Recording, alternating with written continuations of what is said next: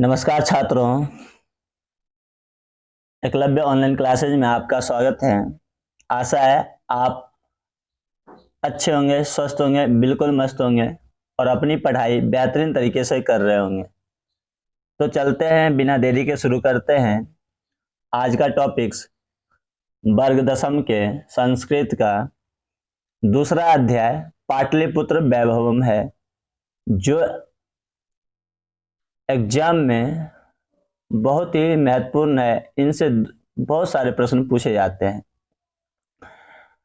तो आज हम इस अध्याय को संपूर्ण समाप्त करेंगे, संपूर्ण अर्थ के साथ, और इसमें जितने भी ऑब्जेक्टिव प्रश्न बनेंगे वो सारे को कवर करेंगे, सब्जेक्टिव जितने भी प्रश्न बनेंगे वो सारे को कवर करेंगे, और इससे जितने भी महत्वपूर्ण प्रश्न बनने वाले हैं एक एक को कवर करेंगे। तो चलते हैं, बिना देरी के शुरू करते हैं। यदि आप हम इस चैनल पर नए हैं तो चैनल को सब्सक्राइब करें और दोस्तों को जरूर शेयर करें। तो चलते हैं। आज हम क्लास को शुरू करने से पहले कुछ मोटिवेशन लाइन्स हैं, ध्यान से सुनिएगा और अपने अंदर उतारने की कोशिश करिएगा। लिखा गया है, जो हो गया उसे सोचना नहीं करते, जो हो गया उसे सोचा नहीं करते, जो मिल गया उसे खोया नहीं करते। जो हो गया उसे सोचा नहीं करते, जो मिल गया उसे खोया नहीं करते। हासिल उन्हें होती है सफलता, हासिल उन्हें होती है सफलता, जो वक्त और हालात पर रोया नहीं करते, जो वक्त और हालात पे रोया नहीं करते। तो आज हम पाटलिपुत्र का सबसे पहले हम सामान्य परिचय देखेंगे।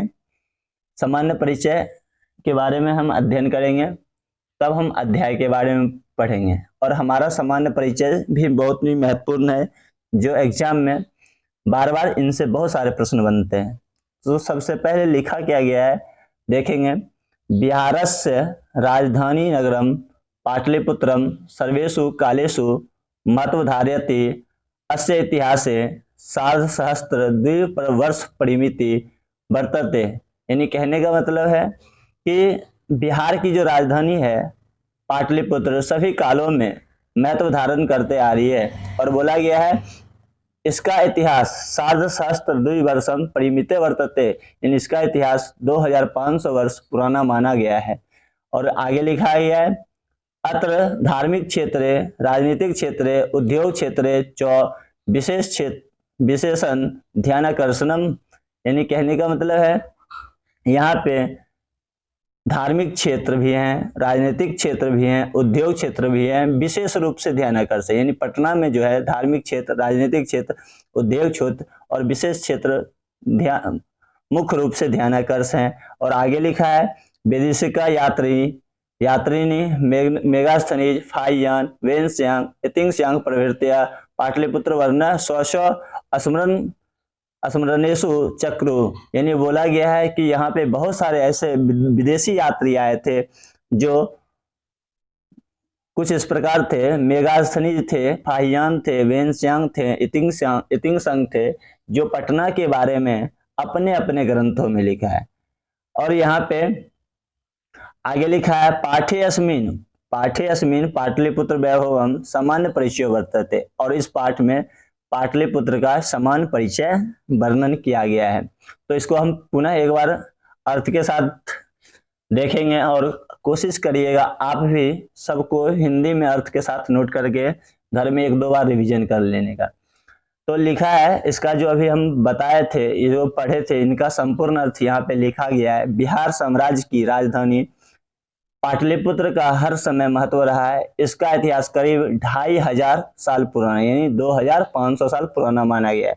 यहाँ पे धार्मिक क्षेत्र भी हैं, राजनीतिक क्षेत्र भी हैं और औद्योगिक क्षेत्र भी हैं, जो विशेष रूप से आकर्षण है ना। ये सारे चीज है ना, पटना को और आकर्षण बना देता है, जिससे इसकी शोभा बहुत ही बढ़ जाती है। यहाँ पे मेगा देखिए, पटना पाटलिपुत्र में मेगास्थनी, फाहियान, वेन्स्यांग और इतिंगसंग जैसे विदेशी यात्री अपने अपने ग्रंथों में, स्मरण ग्रंथों में पटना के बारे में वर्णन किया है। और इस ग्रंथ में पाटलिपुत्र की महिमा का सामान्य परिचय है। यानी जितने भी विदेशी यात्री आए थे उन्होंने अपने अपने ग्रंथों में पटना के बारे में लिखा था और उन ग्रंथों में पाटलिपुत्र के महिमा का सामान्य परिचय का वर्णन किया गया है। तो आप कोशिश करिएगा इसका स्क्रीनशॉट लेकर इसे कॉपी में लिखने का कोशिश करिएगा, ताकि आपसे कोई भी संस्कृत का अर्थ जो हो उसका आप भी हिंदी में रूपांतरण कर सके। अब हम नेक्स्ट बढ़ते हैं। इसमें हम पहला जो अध्याय, ये तो हम जो अभी पढ़े थे ये सामान्य परिचय था। अब यहाँ से हमारा अध्याय शुरू होता है। तो अब यहाँ से हम पढ़ना शुरू करते हैं और एक एक चीज को बारीकी से पढ़ेंगे और उसका अर्थ भी समझेंगे। और कोशिश करिएगा आप हर एक संस्कृत शब्दों का, उनके अर्थों का स्क्रीनशॉट ले लें, ताकि उनको कॉपी में अच्छे से लिखें और उनको घर पे खुद से रिवीजन करें, ताकि आपकी जो तैयारी बहुत ही अच्छी तरीके से हो जाए, ताकि आप एग्जाम जब भी ले तो एक भी प्रश्न ना छूटे। तो सबसे पहले हम अध्याय शुरू करते हैं। तो यहाँ पे पहला जो लिखा गया है वो हम देखेंगे। लिखा है, प्राचीनेषु भारतीयेषु नगरेष्वन्यतम पाटलिपुत्रानुगंगम वस विचित्रम महानगरम बभूव तद्वी से दामोदर गुप्ता नाम कवि कुटनिमताख्य काव्य कथ्यते।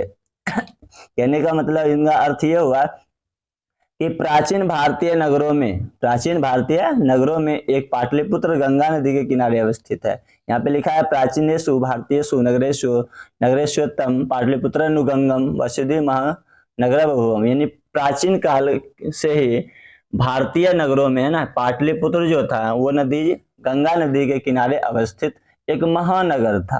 क्या था? एक महानगर था। और ऐसा जो वर्णन किया है ना, तद्वी से दामोदर गुप्त नाम का कवि, यानी इसके विषय में, यानी पटना के विषय में, है ना, दामोदर गुप्त नाम के जो कवि थे वो कुटनिमता काव्य में इनका वर्णन किया है। किस काव्य में वर्णन किया है? कुटनिमता काव्य में वर्णन किया है। तो इन्हीं पूछा जाएगा आपसे एग्जाम में, कुटनिमता काव्य के रचनाकार कौन है? तो दामोदर गुप्त हैं। कौन है?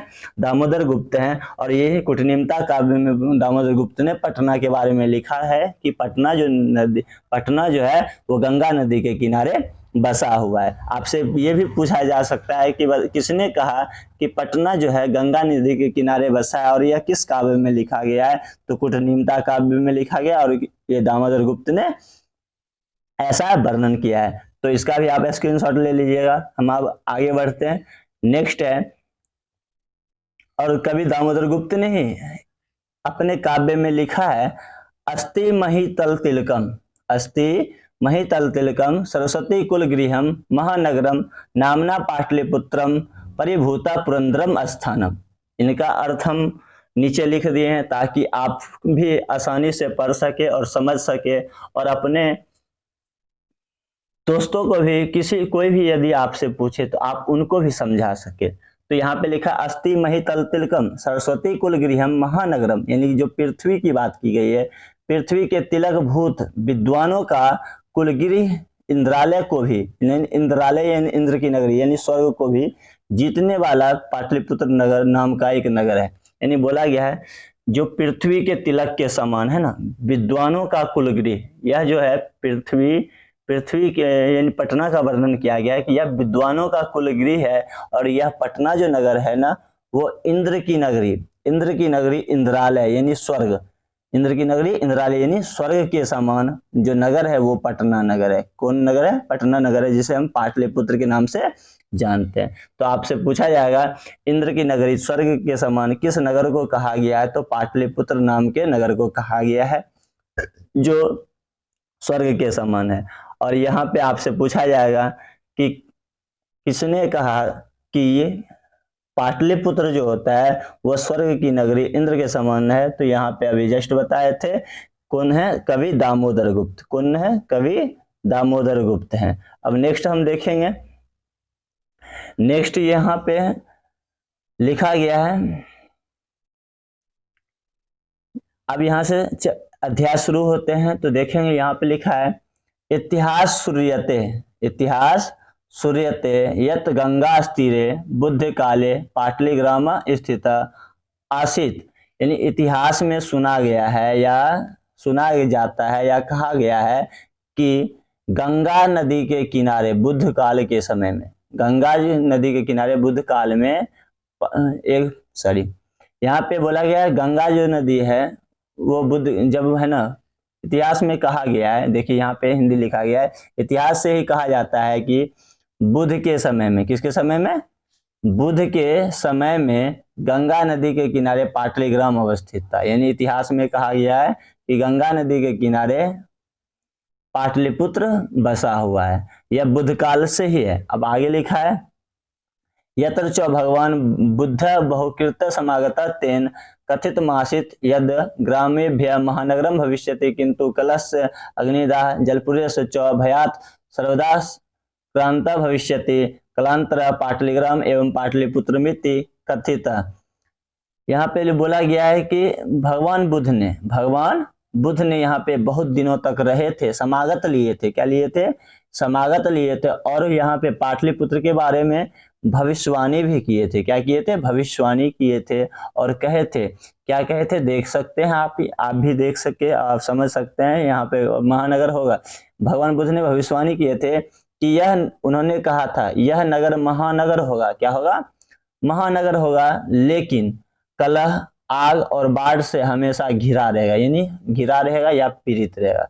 फिर से आप समझेंगे तो यहाँ पे भगवान बुद्ध ने क्या भविष्यवाणी की थी कि पटना नगर एक दिन महानगर होगा, पाटलीग्राम, भगवान बुद्ध के समय इसका नाम पाटलीग्राम था, वह एक महानगर होगा, किंतु अग्निदाह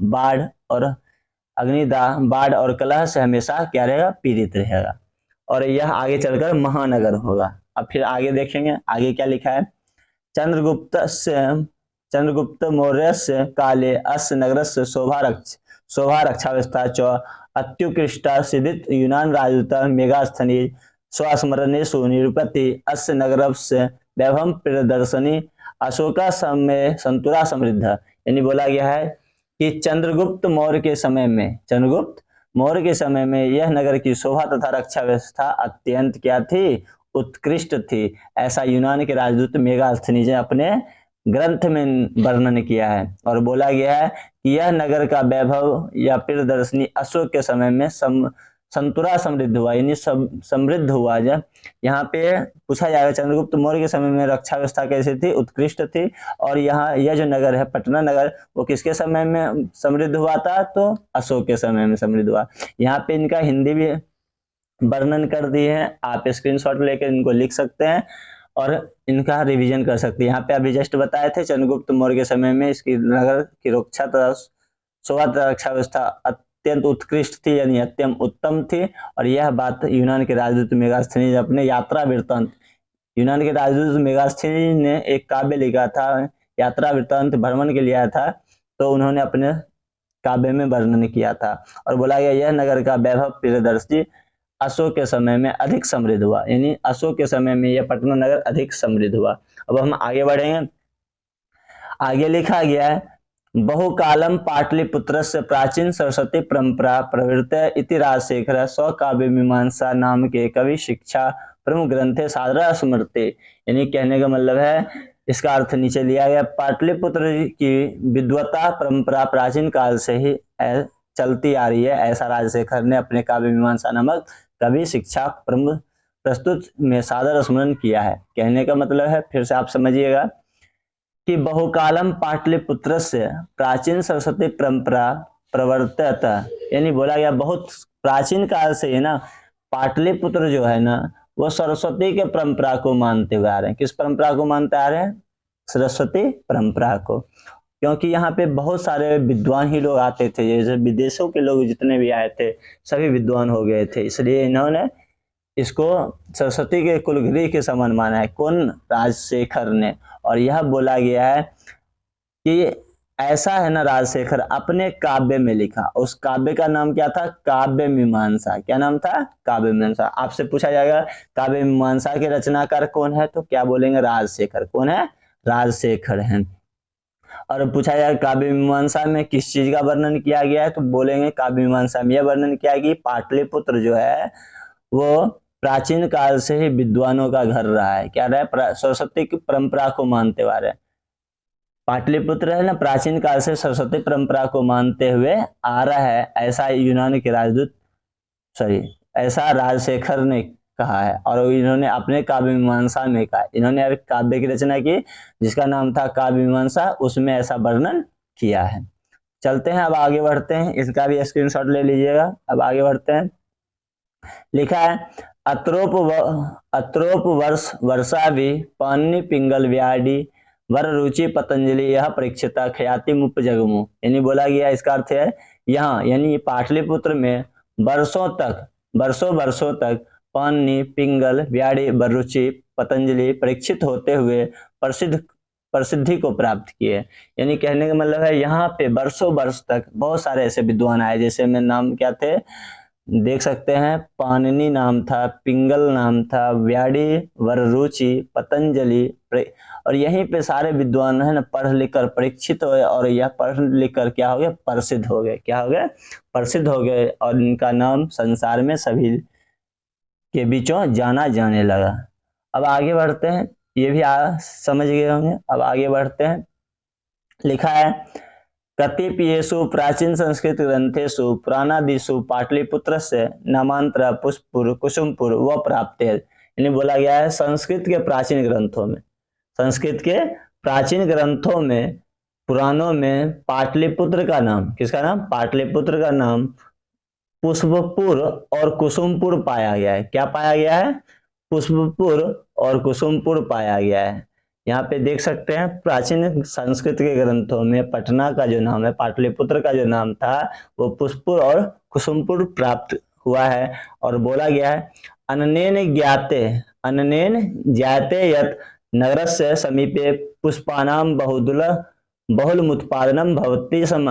यानी बोला गया है, यानी अन्य चीजों से जाना जाता है कि इस नगर के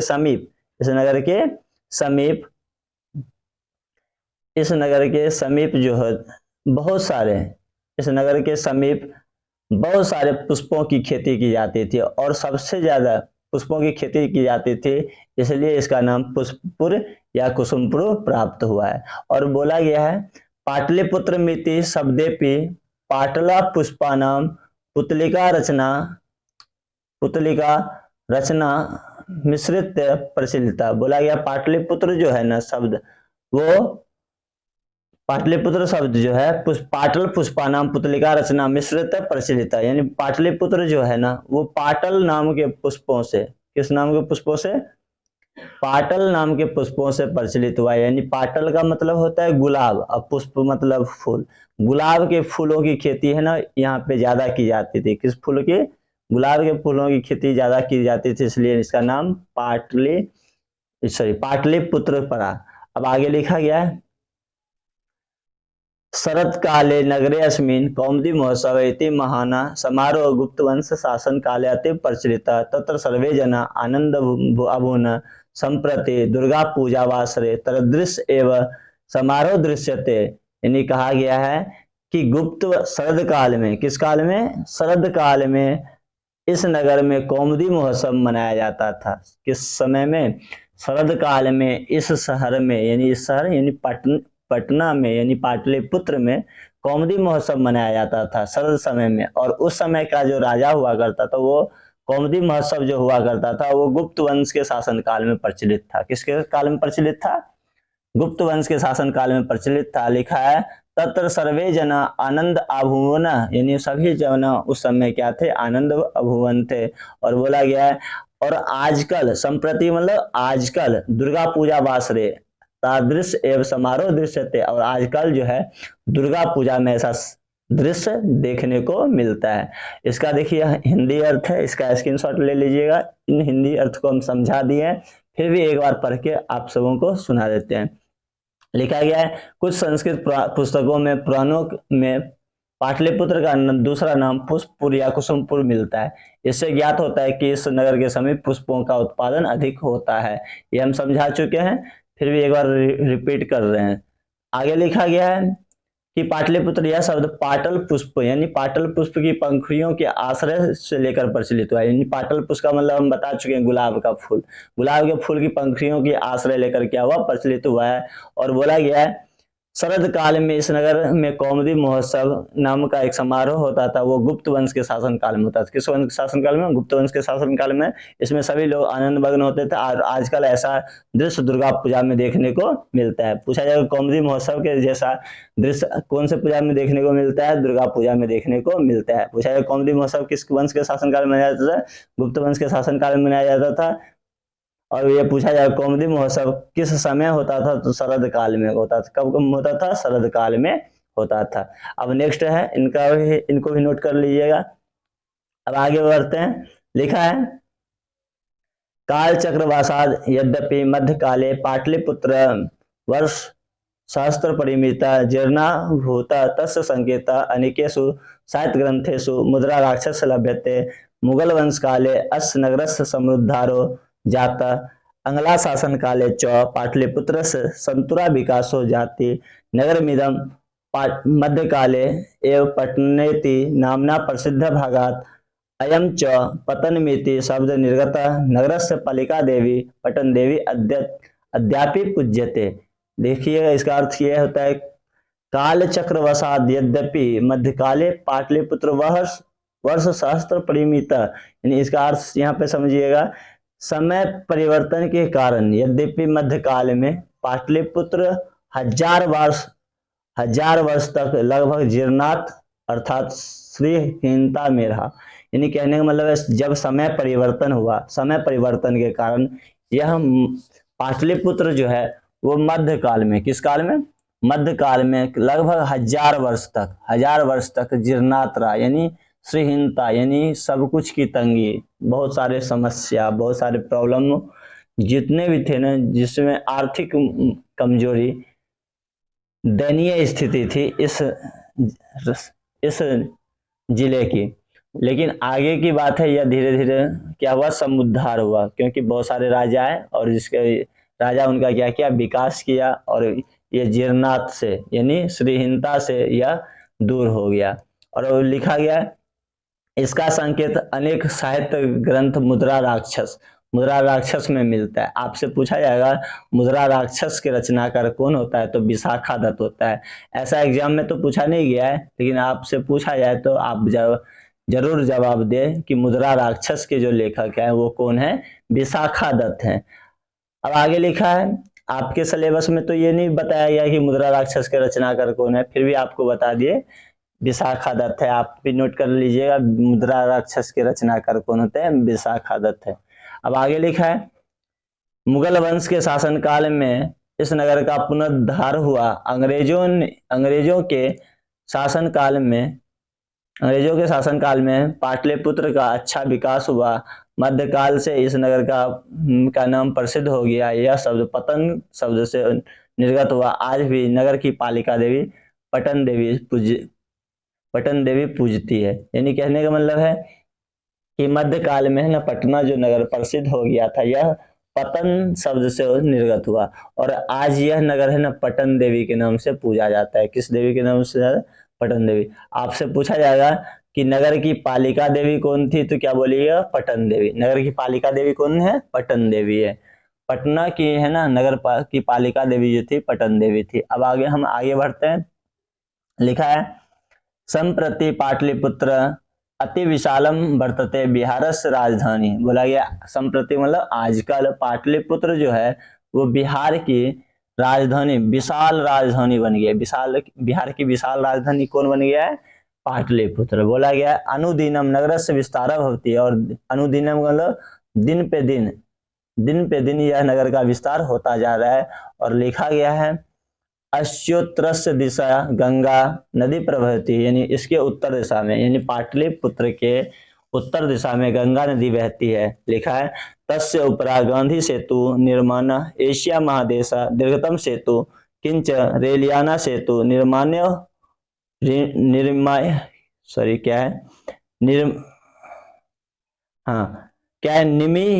वर्तते। नगरे अस्मिन् उत्कृष्ट संग्रहालय, उच्च न्यायालय, सचिवालय, गोलघर, तारामंडल, जैविक उद्यानम, मौर्यकालिक अवशेष, महावीर मंदिरम इत्यादि दर्शनीय संति।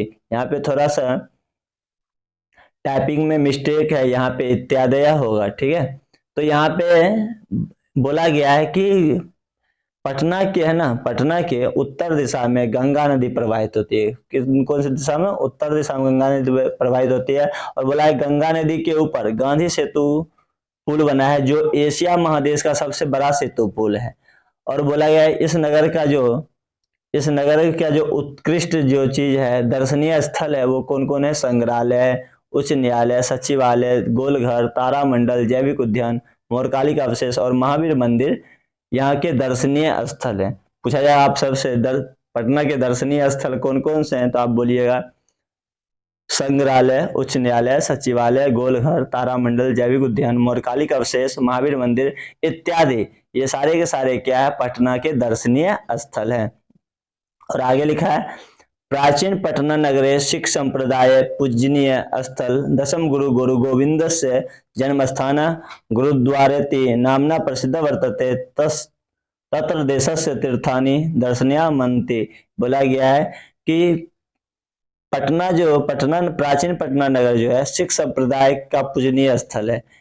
पटना जो है पाटलिपुत्र सिख संप्रदाय का पूजनीय स्थल है, क्योंकि यहाँ पे सिख धर्म के 10वें गुरु गुरु गोविंद सिंह का जन्म स्थान हुआ। किसका जन्म स्थान है? गुरु गोविंद सिंह का जन्म स्थान है, इसलिए यह सिख संप्रदाय के लिए पूजनीय स्थल है। और बोला गया है कि तत्र देशस्य तीर्थयात्राणि दर्शनति, और बहुत सारे देश के यहाँ पे, तत्र मतलब यहाँ जो है बहुत सारे देश विदेश के लोग तीर्थ यात्रा यानी दर्शन के लिए आते हैं। किसके लिए आते हैं? सिख संप्रदाय के गुरुद्वारा में दर्शन के लिए आते हैं। और हम लास्ट में देखेंगे, लास्ट क्या है, अभी जो बताए थे उन्हीं का ये हिंदी रूपांतरण है। आप इनका स्क्रीनशॉट ले लीजिएगा और इसको जरूर रिवीजन करिएगा। अब हम आगे बढ़ते हैं और ये लास्ट है पाटलिपुत्र प्राचीन कालात् अद्यावधि विभिन्नेषु क्षेत्रेषु वैभव धार्यते सर्व संकलिता रूपेण संग्रहालय दर्शनमिति पर्यटन च मानचित्र नगरमिदं महत्वपूर्णम। बोला गया है इस तरह पाटलिपुत्र प्राचीन काल से आज तक विभिन्न क्षेत्रों में वैभव धारण कर रहा है। यानी कहने का मतलब है कि प्राचीन काल से ही जो पटना नगर है ना, वो नगर पटना नगर है, दिन पे दिन क्या हो रहा है? बढ़ते जा रहा है, जिसके कारण इसका जो क्षेत्र बहुत ही विस्तार हो गया है, जिसका वैभव बहुत बड़ा हो गया है। तो हम यहाँ पे हमारा जितना भी जो चीज समझने वाला था, संपूर्ण अर्थ हम यहाँ पे समाधान कर दिए हैं। अब हम चलेंगे लघु उत्तरीय यानी वास्तुनिष्ठ प्रश्न, जो एग्जाम में ऑब्जेक्टिव टाइप में पूछे जाते हैं, उनको हम पॉइंट बाय पॉइंट कवर करेंगे ताकि एक भी क्वेश्चन छूट ना जाए। तो हम चलते हैं वास्तुनिष्ठ प्रश्न की ओर। यह एक अंकीय प्रश्न है जो एग्जाम में ऑब्जेक्टिव में पूछे जाते हैं। इनमें आपको ऑप्शंस भी मिलेंगे। तो सबसे पहले है पाटलिपुत्र पाटलिपुत्र का इतिहास 2500 ईस्वी पुराना माना जाता है। तो आपसे पूछा जाएगा कि पाटलिपुत्र का इतिहास कितना वर्ष पुराना माना जाता है? 2500 वर्ष पुराना माना जाता है। अब नेक्स्ट, इनको आप स्क्रीनशॉट ले लीजिएगा और बाद में लिखिएगा ताकि आप क्लास को अच्छे से कवर कर सके। दूसरा है पाटलिपुत्र में धार्मिक क्षेत्र, उद्योग क्षेत्र, राजनीतिक क्षेत्र विशेष रूप से ध्यानाकर्षण है। आपसे पूछा जाए पाटलिपुत्र में कौन कौन से क्षेत्र हैं, तो आप बोलिएगा उद्योग क्षेत्र है, धार्मिक क्षेत्र है और राजनीतिक क्षेत्र है विशेष रूप से ध्यानाकर्षण। नेक्स्ट है, आपसे पूछा जाएगा पाटलिपुत्र का वर्णन कौन कौन से विदेशी यात्री किए थे अपने ग्रंथों में, तो कहिएगा बहुत सारे विदेशी यात्री थे, जैसे फाहियान, वेनसियांग, इतिंगसियांग, है ना, ये सारे के सारे अपने अपने ग्रंथों में वर्णन किए हैं। ये देखिए पॉइंट बाय पॉइंट कवर किए हैं ताकि एक भी क्वेश्चन आपका छूटा ना। अब देखिए आगे लिखा है पाटलिपुत्र गंगा नदी के किनारे बसा है। आपको पूछा जाएगा पाटलिपुत्र किस नदी के किनारे बसा है, तो आप बोलिएगा गंगा नदी के किनारे बसा हुआ है। नेक्स्ट है कवि दामोदर गुप्त कूटनीमता काव्य के रचनाकार हैं। आपको हम संपूर्ण अर्थ में ही ये सारे चीज को बता दिए हैं, पढ़ा दिए हैं। अब कैसे पूछे जाते हैं वो बता रहे हैं और वो भी पॉइंट बाय पॉइंट पढ़ा रहे हैं, कवर करवा रहे हैं ताकि आपका एक भी क्वेश्चन छूटे ना। कवि दामोदर गुप्त किस काव्य के रचनाकार हैं? कूटनीमता काव्य के रचनाकार हैं। अब हम आगे बढ़ते हैं, तो आगे बढ़ेंगे तो यहाँ पे लिखा गया, इन्होंने कवि दामोदर गुप्त ने ही पाटलिपुत्र को माँ सरस्वती के तिलक के समान और इंद्र की नगरी स्वर्गलोक के समान कहा है, ऐसा हम पहले ही हम बता चुके हैं। अब लिखा है भगवान बुद्ध के समय पाटलिपुत्र का नाम पाटलिग्राम था। एग्जाम में पूछा जाएगा भगवान बुद्ध के समय पटना का नाम क्या था, तो क्या बोलिएगा, पाटलिग्राम था। या पाटलिपुत्र का नाम क्या था भगवान बुद्ध के समय, पाटलिग्राम था। नेक्स्ट है, पूछा है किन्होंने, किसने भविष्यवाणी की थी पटना के बारे में, तो भगवान बुद्ध ने की थी। क्या की थी भविष्यवाणी, इन्होंने भविष्यवाणी की कि पाटलिपुत्र आगे चलकर महानगर होगा, किंतु कलह अग्निदाह और बाढ़ से हमेशा पीड़ित रहेगा। पूछा जाएगा किसने कहा कि यह आगे चलकर महानगर होगा किंतु कलह अग्निदाह और बाढ़ से हमेशा पीड़ित रहेगा, तो भगवान बुद्ध ने कहा। नेक्स्ट है, चंद्रगुप्त मौर्य के समय में पाटलिपुत्र की शोभा तथा रक्षा व्यवस्था कैसा था, तो अत्यंत उत्कृष्ट था। कैसा था, अत्यंत उत्कृष्ट था। ऐसा किसने कहा था, तो यूनान के राजदूत मेगास्थनीज जी ने कहा था। तो आप भी इनका भी स्क्रीनशॉट ले लीजिएगा। हम आगे बढ़ते हैं। लिखा है राजा अशोक के समय में पाटलिपुत्र अधिक समृद्ध हुआ था। किसके, पूछा जाए किसके समय में पाटलिपुत्र अधिक समृद्ध हुआ, तो राजा अशोक के समय में पाटलिपुत्र अधिक समृद्ध हुआ। नेक्स्ट है, इन्होंने पाटलिपुत्र को सरस्वती का कुलगृह कहा था। पूछा जाए किसने पाटलिपुत्र को सरस्वती का कुलगृह कहा था, तो राजशेखर ने कहा था। किसने कहा था, राजशेखर ने कहा था। नेक्स्ट है, पाटलिपुत्र प्राचीन काल से ही सरस्वती परंपरा को मानते आ रही। पूछा जाएगा आपसे कि पाटलिपुत्र किस परंपरा को प्राचीन काल से मानते आ रही है, तो हम कहेंगे सरस्वती परंपरा को मानते हुए आ रही है। नेक्स्ट है, पाटलिपुत्र में कौन कौन से विद्वान परीक्षित हुए थे, ये पूछे जाएंगे, तो आप इसका आंसर दीजिएगा। पाणिनि, पिंगल, बिहारी, वररुचि, पतंजलि पाटलिपुत्र में शिक्षा अध्ययन कर परीक्षित हुए थे। या विद्वान, परीक्षित का अर्थ क्या होता है, विद्वान हुए थे, अपनी प्रसिद्धि को हासिल किए थे। नेक्स्ट हम देखेंगे, लिखा है प्राचीन काल के संस्कृत ग्रंथों में पाटलिपुत्र का नाम पुष्पपुर या कुसुमपुर प्राप्त हुआ है। आपसे पूछा जाएगा प्राचीन काल में के संस्कृत ग्रंथों में पाटलिपुत्र का नाम क्या प्राप्त हुआ है, तो पुष्पपुर और या कुसुमपुर प्राप्त हुआ है। नेक्स्ट है पाटल पुष्प। पाटल पुष्प का मतलब क्या होता है, गुलाब का फूल से ही पाटलिपुत्र का नाम पाटलिपुत्र रखा गया। यानी पहले जो पुष्पपुर नाम था, फिर पाटल पुष्प का खेती ज्यादा होने लगा, तो इसका पुष्पपुर का नाम पाटलिपुत्र पड़ गया। पूछा जाएगा आपसे कि पुष्पपुर का नाम पाटलिपुत्र किस किस फूल के नाम से पड़ा, तो पाटल पुष्प के नाम से पड़ा था। नेक्स्ट है, शरद काल में गुप्त वंश के समय में पाटलिपुत्र में कौन सा उत्सव मनाया जाता था, कौमुदी महोत्सव मनाया जाता था। नेक्स्ट है, पूछा जाएगा यह किस वंश के काल में मनाया जाता था, गुप्त वंश के काल में मनाया जाता था। नेक्स्ट है कि आपका मुगल वंश में पाटलिपुत्र का समुद्धार हुआ, यानी संपूर्ण विकास। पूछा जाएगा पाटलिपुत्र का संपूर्ण जो विकास हुआ वो किसके समय में हुआ था, मुगल वंश के शासनकाल में। किसके शासनकाल में हुआ था, मुगल वंश के शासनकाल में हुआ था। इनका भी स्क्रीनशॉट लेकर बाद में लिख लीजिएगा, अभी हम जल्दी में वीडियो को कवर करते हैं। नेक्स्ट है, आपसे पूछा जाएगा नगर की पालिका देवी कौन थी, तो पटन देवी। कौन थी, पटन देवी। नेक्स्ट है, पटन देवी के नाम से पाटलिपुत्र का नाम पटना पड़ा। क्या पड़ा, देखिए पुष्पपुर पर सबसे पहले प्राचीन काल में पुष्पपुर था, फिर पाटलिग्राम पड़ा, पाटलिग्राम से पाटल पुष्प के कारण पाटलिपुत्र पड़ा, और पटन देवी के नाम से पाटलिपुत्र का नाम क्या पड़ गया, पटना पड़ गया। अब हम आगे देखेंगे, पटना के किस दिशा में गंगा नदी बहती है, तो उत्तर दिशा में। किस दिशा में, उत्तर दिशा में बहती है। नेक्स्ट है, गंगा नदी के ऊपर एशिया महादेश का सबसे बड़ा सेतु पुल गांधी सेतु पुल है। पूछा जाएगा एशिया का सबसे बड़ा सेतु पुल कौन सा पुल है, गांधी सेतु पुल है, जो कि अभी वर्तमान में यह दूसरे नंबर पे आ गया है, एक इससे भी बड़ा कोई पुल बन गया है। अब देखिए नेक्स्ट लिखा है पटना के सिख, यहाँ पे क्या हो जाएगा, सिख हो जाएंगे, ख हो जाएंगे, ठीक है। यहाँ पे जो होंगे सिख ऐसे लिखे जाते हैं, सोहर्षि का आधा क और ख, सिख। यहाँ पे जो है ना सिख के 10वें गुरु गुरु गोविंद सिंह का क्या है, जन्म स्थल है। क्या है, जन्म स्थल है। यहाँ पे आप देख सकते हैं, पूछा जाएगा पटना के 10वें गुरु गोविंद सिंह का क्या है, जन्म स्थल है। पूछा सिख के 10वें गुरु गोविंद सिंह का जन्म स्थल कहाँ है, तो पटना में। कहाँ है, पटना में। अब नेक्स्ट देखेंगे, और यहाँ से हमारा यहाँ पे 1 अंक का जितना भी ऑब्जेक्टिव प्रश्न पूछे जाते हैं यहाँ तक कवर हो गया है। अब हम चलते हैं 2 नंबर वाले सब्जेक्टिव प्रश्न की ओर, जो 2 अंक के पूछे जाते हैं। तो हम यहाँ पे सबसे पहला क्वेश्चन है, और यह मस्ट भी है, एग्जाम में बार बार पूछे जाने वाले प्रश्न है, इन्हें आप नोट करिएगा। यहाँ पे लिखा गया है कि भगवान बुद्ध ने पाटलिपुत्र के बारे में क्या कहा। ये आप यदि इससे पहले अच्छे से वीडियो देखे होंगे तो इनका उत्तर स्वयं भी दे सकते हैं। यहाँ पे लिखा गया है भगवान बुद्ध ने पाटलिपुत्र के बारे में क्या कहा, तो सिंपली सा यहाँ पे प्रश्नवाचक का चिन्ह होगा। यहाँ पे टाइपिंग में मिस्टेक हो गया है तो थोड़ा आप कॉम्प्रोमाइज कर लीजिए। यहाँ पे क्या हो जाएगा, प्रश्नवाचक चिन्ह। तो भगवान बुद्ध ने पाटलिपुत्र के बारे में क्या कहा, तो यहाँ भगवान बुद्ध ने पाटलिपुत्र के बारे में यह कहा कि भगवान बुद्ध ने पाटलिपुत्र के बारे में भविष्यवाणी की। क्या की? भविष्यवाणी की कि यह नगर आगे चलकर महानगर होगा, किंतु कलह अग्निदाह बाढ़ से हमेशा क्या रहेगा, पीड़ित रहेगा। तो आशा है ये क्वेश्चन 2 नंबर का समझ में आ गया होगा।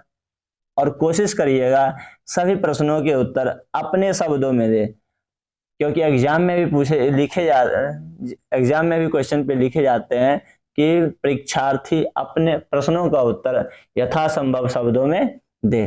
तो यदि आप अगर जो अर्थ समझ जाइएगा तो कोई भी प्रश्न का उत्तर अपने शब्दों में दे सकेंगे। फिर भी हम अपने शब्दों में कोशिश किए देने की, तो आप भी इसी तरह अपने शब्दों में कोशिश करिएगा देने का। आपसे फिर से क्वेश्चन को रिपीटेड कर रहे हैं, भगवान बुद्ध ने पाटलिपुत्र के बारे में क्या कहा। तो हम कहेंगे भगवान बुद्ध ने पाटलिपुत्र के बारे में कहा या भविष्यवाणी की कि यह नगर आगे चलकर महानगर होगा, किंतु कलह अग्निदाह और बाढ़ से हमेशा पीड़ित रहेगा। हम चलते हैं नेक्स्ट क्वेश्चन की ओर। क्वेश्चन नंबर 2 है, पाटलिपुत्र के प्रमुख दर्शनीय स्थल के नाम, यानी पटना के कौन कौन से दर्शनीय स्थल है उनके नाम लिखना है। तो पाटलिपुत्र के प्रमुख दर्शनीय स्थल उच्च न्यायालय, सचिवालय, गोलघर, तारामंडल, जैविक उद्यान और क्या है, मोरकालिक अवशेष और महावीर मंदिर आदि हैं। इतना लिखिएगा, 2 मार्क्स पूरा मिल जाएंगे। अब हम आगे बढ़ते हैं तीसरे क्वेश्चन की ओर। तीसरा क्वेश्चन है, चंद्रगुप्त मौर्य के समय में पाटलिपुत्र की रक्षा व्यवस्था कैसी थी। तो चंद्रगुप्त मौर्य के समय में पाटलिपुत्र की रक्षा व्यवस्था अत्यंत उत्कृष्ट थी, ऐसा राजदूत, यूनान के राजदूत, यहाँ पे क्या हो जाएंगे, यहाँ पे आप के जगह यूनान लिख सकते हैं। क्या लिखेंगे, के जगह। चंद्रगुप्त मौर्य के समय पाटलिपुत्र की रक्षा व्यवस्था अत्यंत उत्कृष्ट थी, ऐसा यूनान के, ऐसा यूनान, यहाँ पे क्या लिख लीजिएगा, यूनान, ऐसा यूनान के राजदूत मेगास्थनीज ने अपने काव्य ग्रंथ में वर्णन किया है। आशा ये भी क्वेश्चन समझ गए होंगे। अब नेक्स्ट बढ़ते हैं चौथे प्रश्न की ओर। चौथा प्रश्न है, कवि राजशेखर ने पाटलिपुत्र के बारे में क्या कहा। तो हम देखेंगे कवि राजशेखर ने पाटलिपुत्र के माँ के बारे में क्या कहता है, वो हम देखेंगे। कवि राजशेखर पाटलिपुत्र को माँ सरस्वती का कुल गृह कहा, क्योंकि यह अनेक विद्वान जैसे पाणिनि, पिंगल, व्याड़ी, बररुचि, पतंजलि आदि शिक्षा अध्ययन कर परीक्षित हुए, यानी विद्वान हुए। ये सब हम पहले ही समझा चुके हैं, तो इसको जल्दी जल्दी कवर करिएगा और स्क्रीनशॉट लेते जाइएगा और लास्ट में इनको लिख लीजिएगा। अब नेक्स्ट है, पाटलिपुत्र वैभवम पर प्रकाश डालिए। यह मस्ट भी आई है, जो एग्जाम में बार बार पूछे जाते हैं, इन्हें आप जरूर कवर करिएगा।